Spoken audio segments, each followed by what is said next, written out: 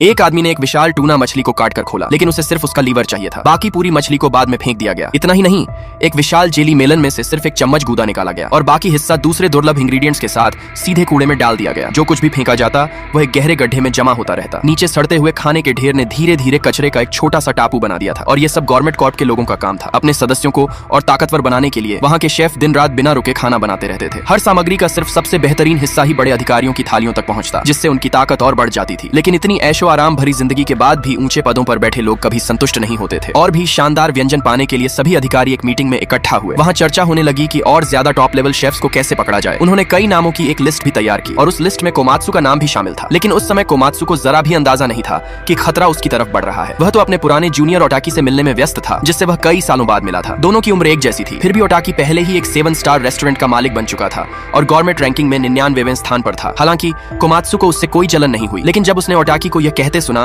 कि खाना बनाना सिर्फ पैसे कमाने का जरिया है, तो वह पूरी तरह चौंक गया। उसे लगा जैसे उसके सामने खड़ा ओटाकी अब वह इंसान नहीं रहा जिसे वह पहले जानता था। अचानक ओटाकी ने एक टीवी रिपोर्टर के हाथ में पैसों की मोटी गड्डी थमा दी। कोमात्सु हैरान रह गया। वह अपने रेस्टोरेंट की झूठी तारीफ टीवी पर दिखाने के लिए रिपोर्टर को रिश्वत दे रहा था। ओटाकी ने कहा कि जब तक पैसा मिलता रहे उसे इस बात से फर्क नहीं पड़ता कि खाने का स्वाद कैसा है। यह बात सुनकर कोमात्सु का गुस्सा फूट पड़ा। उसके लिए खाना बनाने का असली मतलब ग्राहकों की खुशी था। जब लोग खुशी से खाना खाते हैं तभी एक शेफ की मेहनत की कीमत होती है। लेकिन ओटाकी ने उसकी बातों को सिर्फ जलन समझ लिया। यह आरोप सुनकर कोमात्सु अंदर तक टूट गया। वह गुस्से में रेस्टोरेंट से बाहर निकल गया। लेकिन जैसे ही वह बाहर गया, रेस्टोरेंट के अंदर एक रहस्यमयी शख्स दिखाई दिया।